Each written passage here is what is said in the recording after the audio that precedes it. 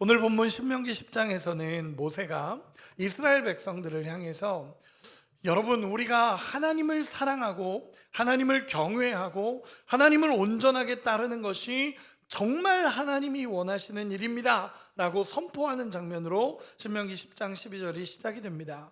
그리고 나서 마지막에 보면 결론적으로 이야기하는 한 가지를 이야기합니다.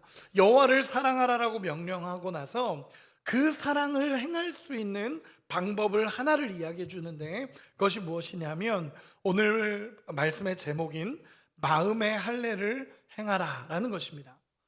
여러분, 하나님을 사랑하고 경외하고 하나님의 뜻대로 살아가는 삶이 결론적으로 뭐냐 하면 마음의 할례를 받아야만 이렇게 살아갈 수 있다라는 것을 이야기하는 것이 오늘 본문이라는 것입니다.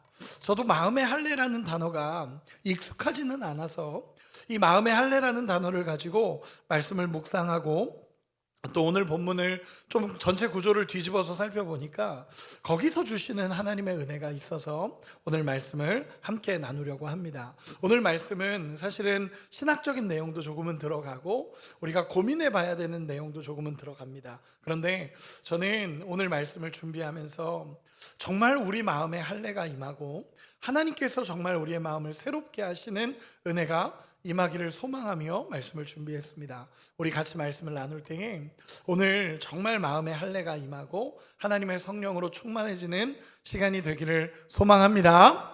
우리 옆 사람에게 이렇게 한 번만 축복합시다. 성령으로 충만해집시다. 아멘. 그 소망으로 오늘 말씀을 나누도록 하겠습니다. 오늘 신명기 10장 12절에 보면 여호와께서 원하는 것이 무엇인지를 분명하게 이야기합니다. 우리 같이 한번 읽도록 하겠습니다. 신명기 10장 12절입니다. 시작. 이스라엘아, 내 하나님 여호와께서 내게 요구하시는 것이 무엇이냐? 곧 내 하나님 여호와를 경외하여 그의 모든 도를 행하고 그를 사랑하며 마음을 다하고 뜻을 다하여 내 하나님 여호와를 섬기고. 아멘. 여러분, 오늘 말씀에서 이야기하는 것이 무엇이냐면 이스라엘 백성들을 향해서 하나님께서 너희에게 요구하시는 것이 무엇이겠느냐라고 이야기하며 여호와를 사랑하고 경외하고 섬기는 것을 하나님이 너에게 원하는 것이다 라고 모세는 분명하게 이스라엘 백성들을 향해서 선언합니다. 정말 여호와께서 우리에게 원하시는 것은 한마디로 얘기해서 하나님을 진짜 사랑하는 것을 하나님은 원하신다라는 것을 분명하게 말하는 것입니다. 그러면서 마지막 결론적으로 이야기하는 것이 16절의 말씀입니다. 우리 16절 같이 한 번만 읽어보겠습니다. 시작. 그러므로 너희는 마음의 할례를 행하고 다시는 목을 곧게 하지 말라. 아멘. 여러분, 그러므로 라고 이야기를 합니다. 그러므로 너희는 마음의 할례를 행하고, 저는 그러므로 라는 단어에 주목해 보고 싶습니다. 여러분, 그러므로 라는 단어가 시작되면 무엇입니까? 앞에 이야기의 결론을 이야기할 때 그러므로 라는 단어를 씁니다. 즉 무엇이냐면 앞에 일을 행하기 위해서 그러므로 이렇게 해야 된다라고 말하는 것이 이 그러므로가 연결되는 의미라는 것입니다.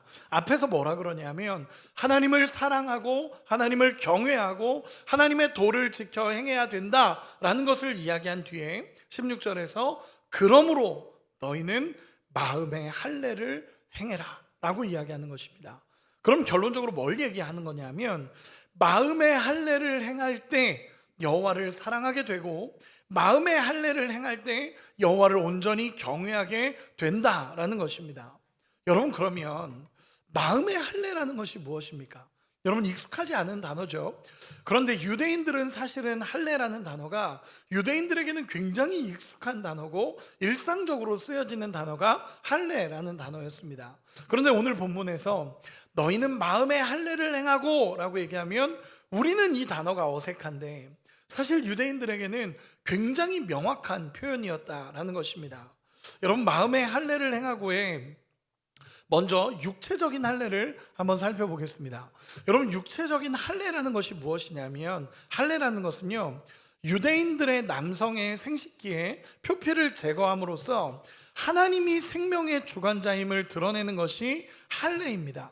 그래서 육체적인 할례에는 세 가지 의미가 담기는데, 첫째는 하나님의 소유라는 것, 두 번째는 세상과 구별된 자라는 것, 세 번째는 죄성을 끊어낸다라는 것을 표현하는 것이 할례라는 것이었습니다. 그래서 유대인 남성들은 모두 할례를 받았고, 할례를 받음으로 인해서 하나님의 소유가 됐다라는 것, 세상과 구별된 자가 됐다라는 것, 죄성이 끊어졌다라는 것을 그들은 마음에 새겼습니다. 그것이 육체적인 할례의 모습이었습니다. 그러면 마음의 할례라는 것은 무엇이냐라는 것입니다. 육체적인 할례는 그 남성에게 생식기의 표피를 제거하는 것이라면, 그러면 마음의 할례라는 것은 무엇을 이야기하는 거냐라고 하는 것입니다. 오늘 본문의 히브리어 원어를 보면요, 할례라는, 마음의 할례를 행하고 라는 것의 히브리어 원어를 보면 우말템이라는 단어를 씁니다. 근데 이 단어는 어떤 단어냐면 베어내다라는 단어를 쓴 겁니다. 베어내다. 여러분, 쉽게 얘기해서 이겁니다. 마음을 베어내라 라는 표현을 쓴 겁니다. 여러분, 이것은 무엇을 이야기하는 거냐면 마음의 변화를 이야기하는 표현이기는 한데, 그냥 단순히 감정적인 변화나 단순한 마음의 표현을 이야기하는 것이 아니라, 이 우말템이라는 단어는 수술하는 것처럼 제거해내는 것을 의미하는 단어가 이 마음의 할례라는 표현입니다. 즉, 우리의 마음에 있는 두꺼운, 하나님의 마음으로부터 멀어지고 있는 두꺼운 표피를 제거해버리라는 말씀이고, 조금 더 깊게 이야기를 하면 하나님을 가로막고 있는 것을 베어버리라 라고 말하는 이 표현이 마음의 할례라는 것입니다. 여러분, 온전한 마음의 변화가 일어나는 것을 마음의 할례라고 이야기를 하는 것입니다. 즉, 근원적인 마음의 회복과 변화가 일어나는 것을 마음의 할례를 받아야 된다라고 표현하는 것입니다. 여러분, 이 표현을 잘 기억하시기 바랍니다. 제가 호주에서 부목사 생활을 했었는데, 호주에서 부목사 생활을 할 때 일주일에 업무가 있지 않습니까? 일주일에 업무 중에 하루의 업무는, 제가 그 일주일 중에 하루는 그냥 트레이닝복을 입고 출근을 해서 잔디를 깎는 게 저의 일주일 중 하루의 업무였습니다. 호주라는 그 나라의 특성상 교회 안에 잔디가 굉장히 많이 있습니다. 그리고 저희가 있던 교회는 생각보다 꽤 많이 넓은 교회였다 보니까 잔디가 굉장히 빨리빨리 많이 자랐었습니다. 그 호주라는 그 뜨거운 날씨와 환경과 맞물려서 잔디가 너무 빨리 자라는 겁니다. 그래서 일주일에 하루씩 깎지 않으면은 잔디가 너무 길어져서 이제 사람들이 다니기도 불편하고 주차하기도 불편한 상황이었습니다. 그래서 일주일에 한 번씩은 잔디를 깎는 날이었습니다. 그런데 아무리 깎아도 잔디가 더 자라고, 또 이제는 막 번식해서 옆으로 뻗어나가는 겁니다. 그래서 잔디가 자라면 안 되는 곳까지 자라는 거죠. 예를 들어서 보도블럭이라던가 사람이 다니는 그곳까지 잔디가 계속 자라나는 겁니다. 그래서 이걸 어떻게 할까 하다가 정말 잔디 깎는 기계로 정말 밑바닥까지도 깎아보고 뭐 다 해봐도 조금만 지나면, 며칠만 지나면 잔디가 쭉 올라오는 겁니다. 그래서 이걸 어떻게 할 수가 없어서 교회에 잔디 깎는 전문가 집사님이 계셔서 집사님한테 물어봤습니다. 그랬더니 집사님께서 그렇게 자르면은 절대로 안 되고, 그 잔디에 약을 뿌리고 뿌리채 뽑으셔야 이 잔디가 끊어집니다 라고 얘기를 하시더라고요. 그래서 저도 이제 약을 뿌리고, 그리고 굳은 것을 이제 뽑아내니까 그제서야 잔디가 더 이상 자라지 않았습니다. 제가 오늘 본문을 준비하는데 그런 마음이 드는 겁니다. 겉으로 우리가 종교 생활을 하는 것 같고, 겉으로 우리의 모습이 뭔가 변화된 것 같은데, 마음의 할례라는 표현은 무엇이냐면 마음의 근원적인 변화가 일어나는 것을 의미합니다. 조금만 더 우리가 쉽게 표현을 하자면, 내 마음에 예수님이 오셔서 예수님이 주인이 된 상태가 마음의 할례를 행한 상태다라고 이해하시면 좋을 것 같습니다. 그래서 한마디로 이야기하면 하나님을 사랑하지 못하게 막고 있는 우리의 마음의 표피를 성령께서 잘라내는 것을 의미하는 것이 이 마음의 할례입니다. 그래서 한마디로 그냥 간단하게만 정의하겠습니다. 죄송합니다. 성령을 통한 근원적인 마음의 변화다라고 표현하시면 좋을 것 같습니다. 여러분 이 단어를 기억하시기 바랍니다. 우리가 익숙하지 않은 단어이기 때문에 제가 계속 설명을 하는 겁니다. 성령을 통한 근원적인 마음의 변화가 마음의 할례입니다. 그러면 성경에서 분명히 이야기하는 것이 있습니다. 그게 뭐냐면 마음의 할례를 받았을 때, 마음의 진짜 변화가 일어났을 때, 마음의 예수께서 주인이 되셨을 때 우리 안에 일어나는 분명한 모습이 있다라는 것입니다. 여러분 마음의 할례를 받았을 때, 이 표현 그대로 마음의 할례를 받았을 때, 마음의 주인이 예수님이 되셨을 때 우리에게 일어나는 현상이 뭐냐? 오늘 본문은 두 가지를 이야기합니다. 첫 번째는 우리가 마음의 할례를 받으면 여호와를 전심으로 사랑할 수 있게 된다라고 오늘 성경은 기록하고 있습니다. 여러분 오늘 본문 12절에서 앞에서 이야기한 것처럼 여호와께서 너희에게 요구하시는 것이 무엇이냐? 너희는 마음을 다하고 뜻을 다하고 힘을 다하여 우리 하나님 여호와를 사랑해야 된다라고 하나님께서 명령하셨습니다. 여러분 이 본문은 신명기 6장 4절 5절의 쉐마와 같은 표현입니다. 우리 6장 4절 5절 같이 한 번만 읽어보겠습니다. 시작. 이스라엘아 들으라. 우리 하나님 여호와는 오직 유일한 너는 마음을 다하고 뜻을 다하고 힘을 다하여 내 하나님 여호와를 사랑하라. 아멘. 여러분 하나님이 우리에게 원하시는 것은 정말 마음을 다하고 뜻을 다하고 힘을 다하여 여호와를 사랑하는 것을 하나님께서 요구하십니다. 이스라엘 백성들은요 이 구절을 아침과 저녁으로 날마다 암송을 했습니다. 마음과 뜻과 힘을 다하여 여호와를 사랑하라. 이것을 아침과 저녁으로 암송하며 우리의 본분이 하나님을 사랑한다라는 것을 그들은 늘 마음속에 새겼습니다. 그런데 오늘 본문에 보면 진짜 여호와를 사랑할 수 있는 방법에 대해서 성경이 분명하게 이야기하는데 그것이 무엇이냐면 그러므로 너희는 마음의 할례를 행하고 라는 것입니다. 마음의 할례를 행하고 나면 우리 안에서 정말 여호와를 사랑하는 마음이 커져간다라는 것을 성경은 이야기하고 있는 것입니다. 신명기 30장 6절에 보면 더 자세하게 나옵니다. 우리 같이 한 번만 읽어보겠습니다. 시작. 내 하나님 여호와께서 내 마음과 내 자손의 마음에 할례를 베푸사 너로 마음을 다하며 뜻을 다하여 내 하나님 여호와를 사랑하게 하사 너로 생명을 얻게 하실 것이며. 아멘. 여러분 9절에 이렇게 표현이 되는 거죠. 마음의 할례를 베푸사 내 하나님 여호와를 사랑하게 하신다 라고 표현하는 것입니다. 즉 마음에 할례를 행하고 나면 우리가 여호와를 사랑하게 된다라는 것입니다. 저는 이 말씀이 사실 너무 큰 소망이 됐습니다. 저는 정말 여호와를 사랑하고 싶고 하나님을 사랑하기를 원하고 우리 하나님 사랑하는 것만큼은 정말 누구에게도 지고 싶지 않을 정도로 하나님을 사랑하기를 원합니다. 그런데 말씀을 읽다 보니까 성경에서 이렇게 얘기하는 겁니다. 너희가 너의 마음의 할례를 행하면 여호와를 사랑하게 된다라고 이야기하는 것입니다. 여러분 마음의 할례를 행하면 제일 먼저 나타나는 현상이 여호와를 사랑하게 된다라고 성경은 이야기하고 있습니다. 우리의 마음에 근원적인 성령의 역사로 말미암아 근원적인 변화가 일어나면 제일 먼저 나타나는 현상이 여호와를 사랑한다라는 것입니다.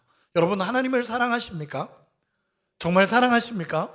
그러면 마음의 할례가 우리 가운데 이루어지고 있다는 것입니다. 그럼 두 번째, 여러분 마음의 할례가 임하면 나타나는 두 번째 현상은 무엇이냐면 우리의 삶에 근원적인 기쁨이 회복된다라는 것입니다. 여러분 마음의 할례를 행하면 우리의 마음에 근원적인 기쁨이 회복이 됩니다. 우리 본문 13절을 같이 한 번만 읽어보겠습니다. 본문 13절입니다. 시작. 내가 오늘 내 행복을 위하여 내게 명하는 여호와의 명령과 규례를 지킬 것이 아니냐. 아멘. 여러분 하나님께서 이렇게 얘기하시는 겁니다.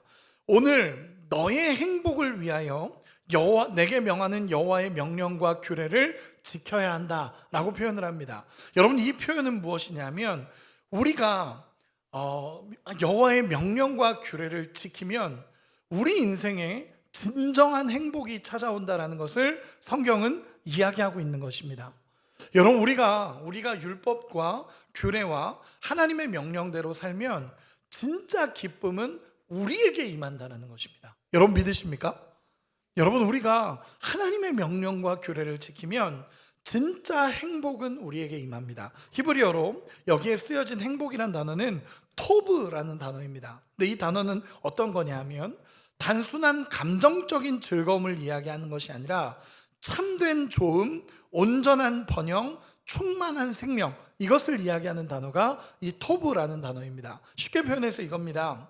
우리가 하나님의 명령을 지키고 살아갈 때, 우리가 여호와의 율법대로 살아가기 시작할 때 우리 마음에 온전한 번영, 충만한 생명, 참된 좋음이 일어나기 시작한다라는 것입니다. 여러분, 쉽게 얘기해서 여호와의 명령과 규례대로 살아갈 때 우리에게 인생에 가장 큰 기쁨이 있습니다. 그리고 이 여호와의 명령과 규례대로 살아갈 수 있도록 하는 힘이 무엇이냐면 마음의 할례를 받아야 된다라고 이야기하는 것입니다. 여러분, 마음의 할례를 받으셔야 합니다. 여러분, 표현이 어렵지만 쉽게 얘기해서 성령께서 우리의 마음에 오셔서 근원적인 변화가 우리의 삶에 일어나야 된다라는 것을 이야기하는 것입니다. 여러분, 우리 인생의 가장 큰 행복과 기쁨이 하나님께 있음을 믿으십니까? 우리 옆 사람에게 한 번만 축복해 줍시다. 이렇게 축복합시다. 하나님이 우리의 기쁨입니다. 여러분, 정말입니다. 하나님이 우리의 기쁨이 되시고 여호와의 명령과 규례를 지키는 것이 우리 인생의 가장 큰 기쁨입니다. 그런데 그 기쁨을 누리기 위해 여호와의 명령과 규례를 지키기 위해 마음의 할례를 받아야 된다라는 것입니다.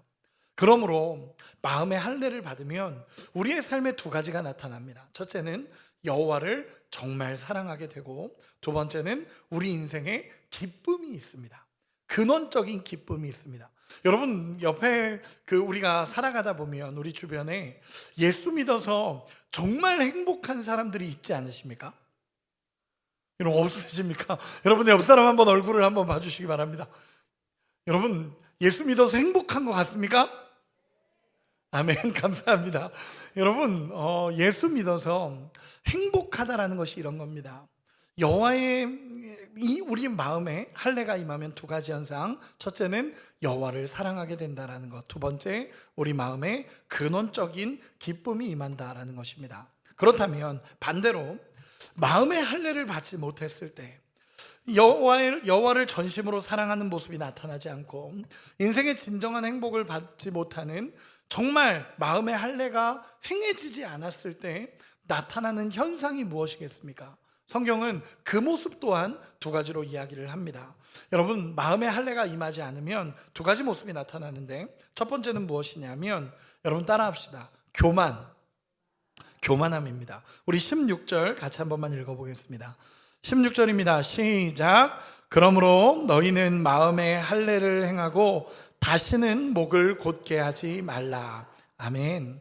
여러분, 오늘 본문의 마음의 할례와 목이 곧은 것을 연결하고 있습니다. 결국 뭐냐면 마음의 할례가 임하지 않으면 목이 곧은 모습으로 우리에게 나타난다라는 것입니다.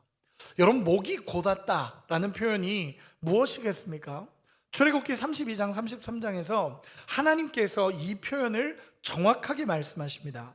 여러분, 이스라엘 백성들이 시내산에서 하나님과 만나는 장면들이 있습니다. 그 장면 이후에 하나님께서는 모세와 함께 산 위로 올라가셔서 하나님의 계명을 가르치시고 율법을 가르치시고 계명을 만드시고 계십니다.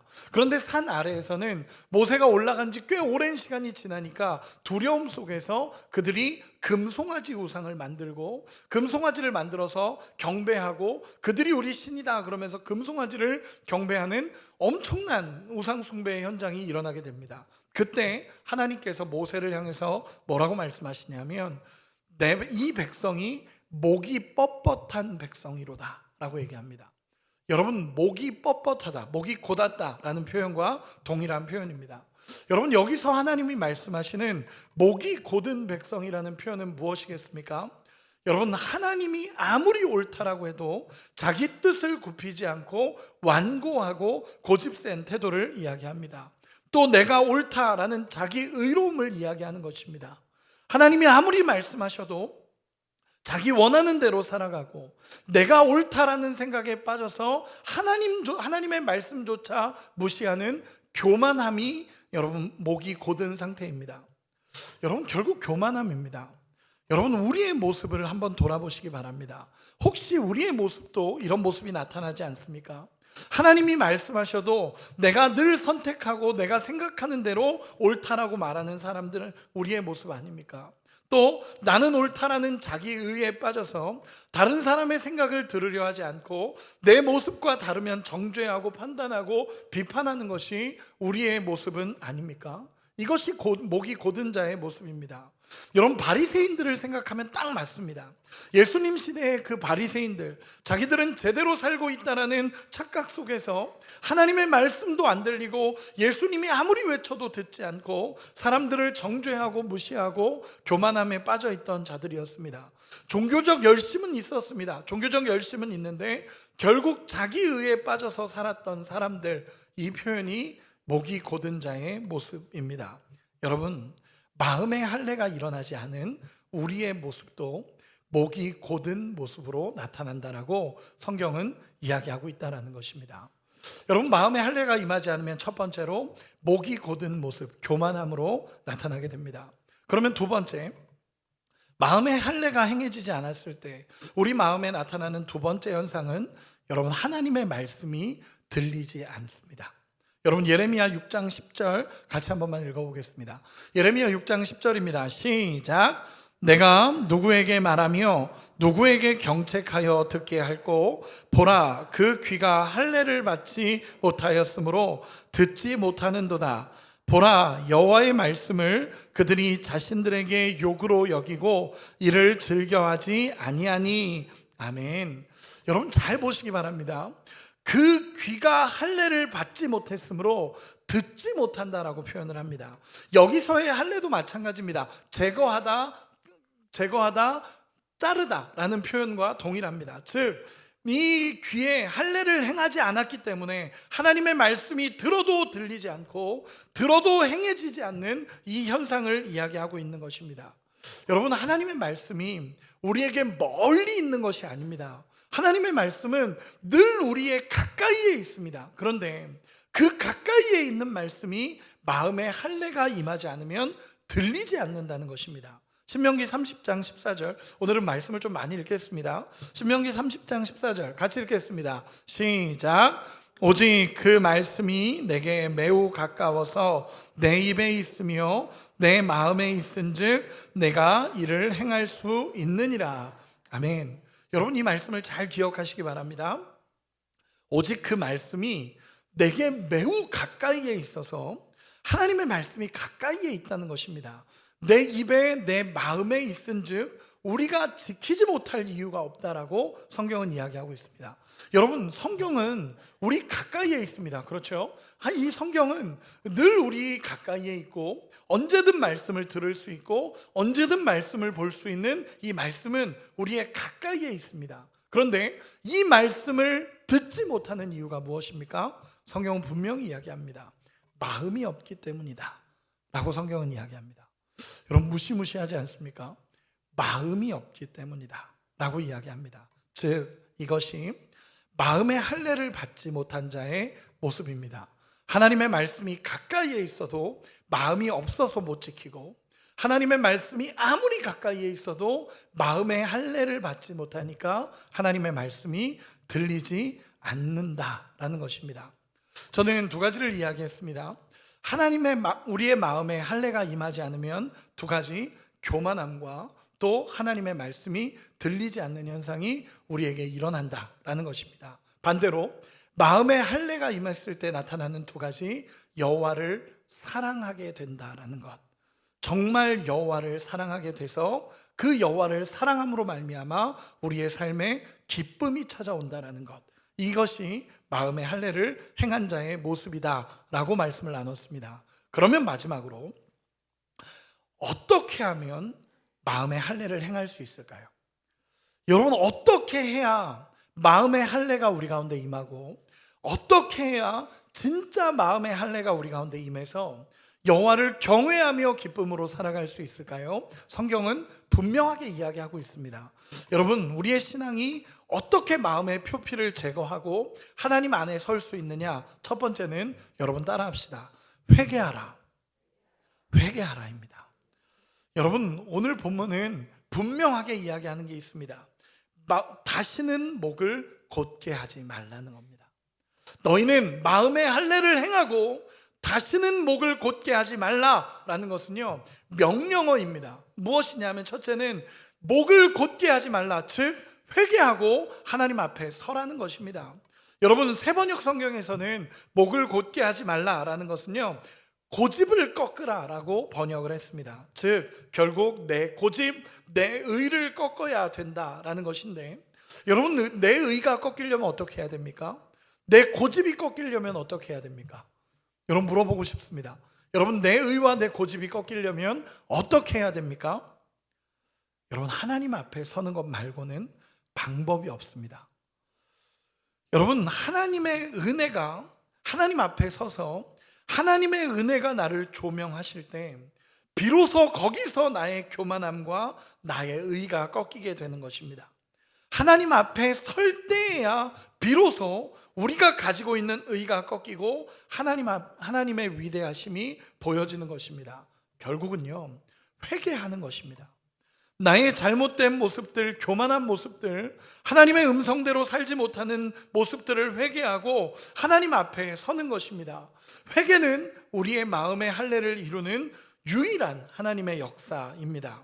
여러분, 십자가 앞에 나가서 회개할 수 있는 우리가 되기를 소망합니다. 여러분, 십자가 앞에 나가면 우리 주님의 은혜가 보이고 내가 얼마나 큰 죄인인지가 보여집니다. 여러분, 내 모습만 보고 있으면 절대로 내 의가 꺾이지 않습니다. 내 고집이 꺾이지 않습니다. 성경은 너의 정말 고집을 꺾어라, 다시는 목을 곧게 하지 말라라고 마음의 할례를 받아서 더 이상 이 목을 곧게 하지 말라라고 얘기하는데, 여러분, 나만 바라보고 있으면 절대로 우리의 교만함이 꺾이지 않습니다. 교만함이 꺾일 수 있는 유일한 방법은 십자가 앞에 나가서 회개하는 것입니다. 십자가 앞에 나가야 우리 주님의 은혜가 보이는 것이고 내가 얼마나 큰 죄인인지를 깨닫게 됩니다. 왜냐하면 예수님이 나의 죄를 대신해서 십자가에서 모든 죄의 짐을 짊어지셨기 때문에 그렇습니다. 여러분, 한 번은 이렇게 물어보겠습니다. 여러분은 은혜로 구원받으셨습니까? 공로로 구원받으셨습니까?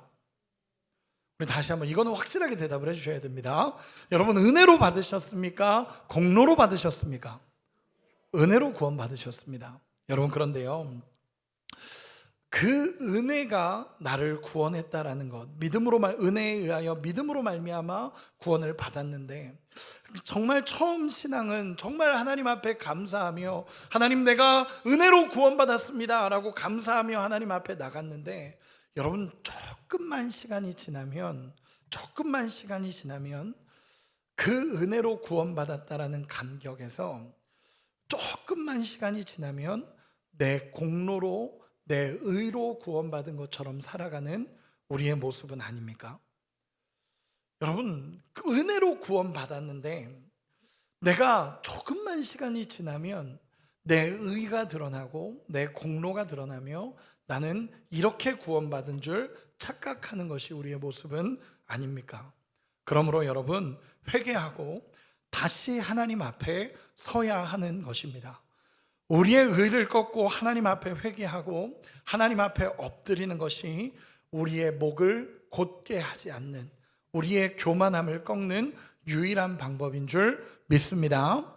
여러분, 사도 바울을 보면 알 수 있습니다. 성경에 보면 목이 곧은 사람들이 많이 나오는데 저는 그 중에서 대표적인 사람이 사도 바울, 회심하기 전에 사울의 모습이다라고 생각을 합니다.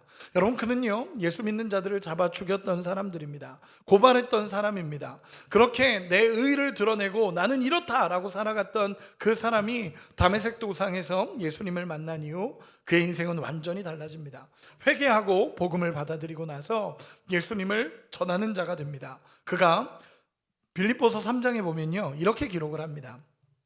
나는 바리새인 중에 바리새인이었고 율법의 의로는 흠이 없었고 나는 이렇게 살았다라고 하면서 자신이 어떻게 살았던 모습을 드러냅니다. 그리고 나서 이후에 한마디 뭐라고 하냐면, 그러나 내게 유익하던 것들을 다 배설물로 여김은 그리스도를 얻고 그 안에서 발견되려 함이니 라고 기록을 합니다. 즉 뭐냐면, 내가 생각했던 내 모든 의가 예수님 앞에서 다 깨지고 나는 믿음으로 구원받았다는 그 은혜가 바울에게 넘치는 것입니다.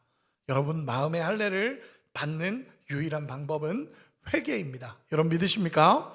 회개하고 마음을 새롭게 함으로 변화를 받는 역사가 일어나기를 소망합니다. 그리고 두 번째, 여러분 우리 마음의 할례를 행하기 위해서는 또 하나, 여러분 따라합시다. 성령을 의지합시다. 여러분 성령을 의지해야 합니다. 여러분 오늘 본문을 통해서 우리는 중요한 한 가지를 발견하게 됩니다. 오늘 본문인 10장 16절에서는 너희가 마음의 할례를 행하라 라고 기록이 됩니다. 즉 내가 주체가 돼서 내가 마음의 할례를 행해야 되는 것처럼 보여지는 본문입니다.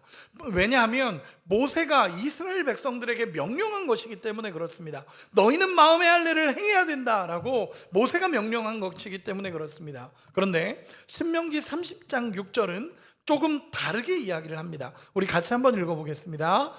시작. 내 하나님 여호와께서 내 마음과 내 자손의 베푸사 너로 마음을 다하며 뜻을 다하여 내 하나님 여호와를 사랑하게 하사 너로 생명을 얻게 하실 것이며. 아멘. 여러분 잘 보시기 바랍니다. 여호와께서 내 마음과 내 자손의 마음에 할례를 베푸사라고 기록을 합니다. 주체가 누구죠? 하나님이십니다. 하나님께서 네 마음에 할례를 베푸실 것이고 마음과 뜻을 다하여 내 하나님 여호와를 사랑하게 하사라고 표현을 합니다. 즉 뭐냐면 마음에 할례를 베푸시는 분이 누구시라고요? 하나님이십니다. 하나님의 성령께서 우리의 마음에 할례를 베푸시는 것입니다. 우리 로마서 2장 29절 같이 한 번만 읽겠습니다. 시작. 오직 이면적 유대인이 유대인이며 할례는 마음에 할지니 영에 있고 율법 조문에 있지 아니한 것이라. 여기까지 읽겠습니다. 할례는 마음에 할지니 영에 있고 라고 표현이 됩니다. 여러분 이 표현이 무엇입니까? 할례를 마음에 하는 거고 이제는 성령이 우리 마음에 할례를 행하신다라는 표현입니다. 여러분 마음의 할례는 성령께서 우리에게 하시는 것이다 라고 이야기하는 것입니다. 조금 쉽게 표현하겠습니다. 성령이 우리에게 임하시면 우리의 굳었던 마음을 제하시고 부드러운 마음을 허락하시고 그 안에 임함으로 말미암아 여호와를 경외하게 한다는 것이 오늘 본문에서 이야기하는 마음의 할례입니다. 이 표현을 에스겔서 36장 26절, 우리 한 구절만 더 읽어봅시다. 에스겔서 36장 26절에 분명하게 이야기합니다. 같이 읽겠습니다. 또 새 영을 너희 속에 두고 새 마음을 너희에게 주되 너희 육신에서 굳은 마음을 제거하고 부드러운 마음을 줄 것이며. 아멘. 잠깐만 띄어놔 주시기 바랍니다. 여러분 잘 보시기 바랍니다. 저는 오늘 본문의 핵심이 여기에 있다고 봅니다. 새 영을 너희 속에 두고 새 마음을 너희에게 주되. 여러분 이것이 마음의 할례를 받는 것입니다. 새 영을 너희 속에 두고 새로운 마음을 너희 속에 둘 거고, 그래서 굳은 마음이 제거된다라는 표현이 할례의 표현입니다. 굳은 마음이 끊어져 나가고 부드러운 성령의 마음이 우리에게 임한다라는 것입니다. 네, 이제 괜찮습니다. 여러분 중요한 것은 무엇이냐면 우리의 힘으로 우리 마음의 할례를 행할 수 없다라는 것입니다. 우리의 힘으로 우리의 마음의 할례를 행하는 것이 아니라 성령께서 내 마음에 오셔서 새로운 마음을 부어주시고 내 마음의 굳은 마음을 제거하시는 것이 마음의 할례를 받는 것입니다. 그리고 부드러운 성령의 마음이 우리 가운데 들어오게 되는 것이 마음의 할례를 받는 것입니다. 그래서 정말 마음의 할례를 받는 방법은요, 회개하고 성령을 받는 것입니다. 여러분 믿으십니까? 회개하고 성령을 받는 것이 오늘 마음의 할례를 행하라라는 하나님의 명령이라는 것입니다. 다시 정리하도록 하겠습니다. 여러분, 사실 오늘 내용은 제가 신학적인 내용도 좀 많이 넣었고, 그리고 성경 구절도 많이 넣었습니다. 그러나 핵심은 간단합니다. 뭐냐 하면 마음의 할례를 받으면 여호와를 사랑하게 되고 우리 인생에 가장 큰 기쁨이 임한다라는 것입니다. 여러분 믿으십니까? 그리고 마음의 할례가 우리 가운데 임하지 않으면 우리의 마음에 교만함이 튀어나오기 시작하고, 우리 마음에 두려움이 튀어나오기 시작하고, 우리 마음의 어려움들이 계속적으로 튀어나오기 시작하고 하나님의 말씀이 들리지 않는다라는 것입니다. 그럼 마지막으로 이 마음의 할례를 받는 방법, 회개하고 성령을 받아야 된다라는 것입니다. 사도행전 2장 37절 38절 마지막으로 한 구절만 읽겠습니다. 시작. 그들이 이 말을 듣고 마음에 찔려 베드로와 다른 사도들에게 물어 이르되 형제들아 우리가 어찌할꼬 하거늘 베드로가 이르되 너희가 회개하여 각각 예수 그리스도의 이름으로 세례를 받고 죄 사함을 받으라. 그리하면 성령의 선물을 받으리니. 아멘. 이 구절 한 구절만 띄어놔 주세요. 여러분 잘 보시기 바랍니다. 베드로가 하나님의 마음으로 설교를 했을 때 사람들이 마음에 찔려서 베드로와 사도들에게 묻습니다. 우리가 어떻게 하면 되겠습니까? 라고 묻습니다. 마음에 찔림이 찾아오고 마음의 아픔이 찾아오자 우리가 어떻게 하면 되겠습니까? 라고 묻습니다. 그때 베드로가 이렇게 이야기한 겁니다. 너희가 회개하여 성령의 선물을 받으라 라고 얘기합니다.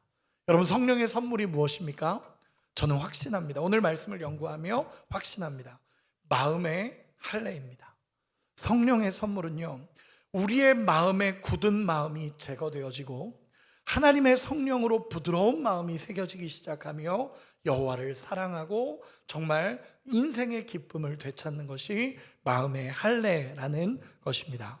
여러분, 회개하고 성령을 받음으로 마음의 할례를 경험할 수 있는 우리가 되기를 소망합니다. 우리의 마음에 성령께서 임하셔서 예수 그리스도의 능력으로 이 땅을 살아가고 우리 주님을 더 많이 사랑하고 우리 주님을 사랑함으로 말미암아 우리 마음에 기쁨과 평안과 행복이 넘치는 우리가 되기를 소망합니다. 말씀의 결론을 맺겠습니다. 여러분, 마음의 할례를 받으셔야 됩니다. 정말 마음의 할례를 받으셔야 됩니다.